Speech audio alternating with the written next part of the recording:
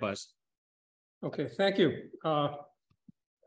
First of all, it's great to be here and hear already on the table so many of the ideas that coalesce to sort of make the case why high-speed rail is important. And I think I'll have to ram it over. First of all, when I start teaching transportation planning to my students, I tell them in 2 sentences, I can tell them what it's all about. Transportation creates access, and access creates value. That was Jim Venturi's talk. And then the last talk we heard about, you can find out the benefits from access. You can do good cost benefit analysis. Perhaps we'll have to have a little session when we go over the tools to do that, but using input output models and other kinds of things, that's too much for here. You can do that. But let me talk about high-speed rail and why I think it's important in this discussion. So maybe we can, I don't need I know what I look like. We don't need my picture on the, we get to the next slide, please.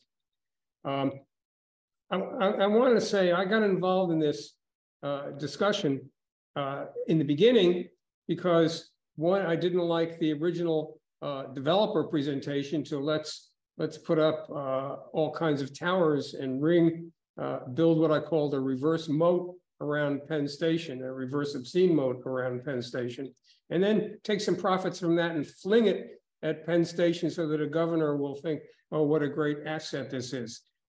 New York is all of our city, and New York is an iconic city, and we want to keep New York, New York. It doesn't mean it has to look the way it does now or in the 1930s pictures or anything else. It's to each of us what living in one of the great cities in the world really means, and we don't need it drastically changed by some poorly thought out development plan. So I got involved in that, and I thought we need some world-class thinking about the development around the region, and we need some world-class thinking about the redevelopment of Penn Station.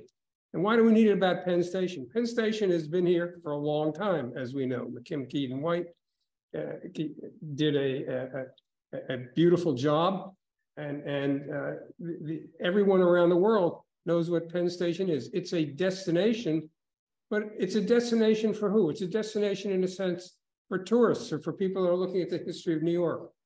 Penn Station is a place that people go through. It's for people who are coming or going to someplace, and the travelers want to minimize their cost of travel. And to minimize their cost of travel, they want to get as quickly from one point to another, and using that savings in travel time, they can achieve that. If we have one chance in our generation to rebuild Penn Station, we should think about what is it going to look like, not during the rebuilding, but 10 years from now, 20 years from now, 40 years from now, when people are saying, oh, those people in 2023 made great decisions, or oh, those people in 2023 just said, let's rebuild it as a 1950s station, put in some more lights, as they said, and everybody will be happy. That's not what we want. This is a chance to rebuild it in the right way. And it's going to cost money to do that. And you're not going to have another chance in 2 years to say, whoops, we made a mistake. Let's redo A, B, and C. Let's do it right. And my feeling, one component of building it right is making it accommodate high-speed rail. High-speed rail is either coming to the United States or the US is losing a great travel opportunity. For all of you, I think most of you who read news on the internet know that yesterday there were over 1,000 planes that were canceled because of weather. And that's a daily occurrence. And around the world, in Europe and in Asia especially, they understand that high-speed rail is a great alternative to air, especially for trips that are shorter than 500 miles. In fact, in Paris, in France, they're going to push laws or regulations that saying trips under 2.5 hours must be made by train, and they have a great high-speed rail network. And I just wanted to show that high-speed rail can look great. High-speed rail Madrid, which is probably one of the greatest in the world, Madrid to Barcelona, 16 high-speed rail trains a day, all sold out. The airlines aren't doing as well. And then London St. Pancras, and I was being facetious when saying St. Pancras was built and it didn't have to accommodate the Wimbledon tennis courts on its roof, whatever that refers to, of course. And Madrid didn't have to accommodate the Madrid Football Club pitch on its roof. These are places of travel, High-speed rail trains are traffic generators, they're destinations. And if you read the history of the impact of the high-speed rail in Europe, the European Union has a high-speed rail network that cities are bidding to get on because they all know they present economic opportunities.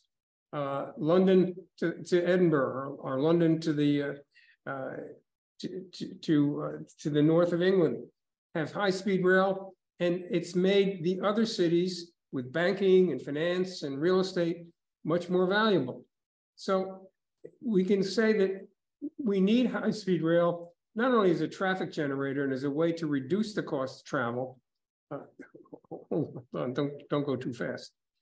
As a way to reduce the cost of travel, we need high-speed rail to bring the country closer together so that travel pairs and travel can be less costly to the traveler. And you can a good example that I like is Shanghai to Beijing now takes 4 hours by high-speed rail. Shanghai to Beijing is the same as New York to Chicago in terms of miles or kilometers, however you measure it.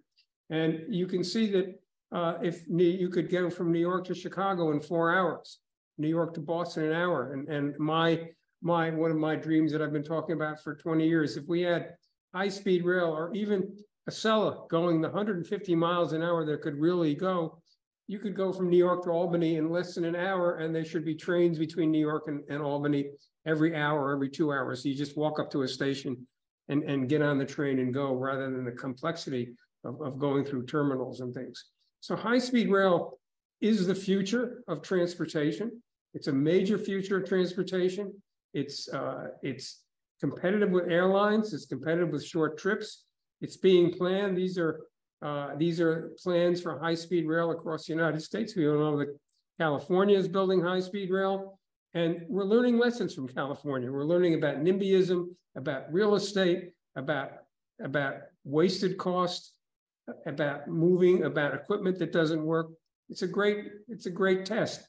LA to Las Vegas is a surety. That's going to come up. Chicago to St. Louis soon. The Texas high-speed rail soon. And in Florida, they want Orlando to Miami soon. So we're going to begin to see high-speed rail. But if Penn Station, if we say we want to design Penn Station, and what should we tell people like Peter Cipriano or others who are developing this? Here are some attributes that we want. One is we want through running, and the other is we want to build the station to accommodate high-speed rail with all that means. And there's enough stations around the world where you can see the kinds of infrastructure you need for it, kinds of signaling, the kinds of ticketing systems, the kinds of information systems that you need. And I don't want to go on much longer, but I just want to emphasize that it's all about access. That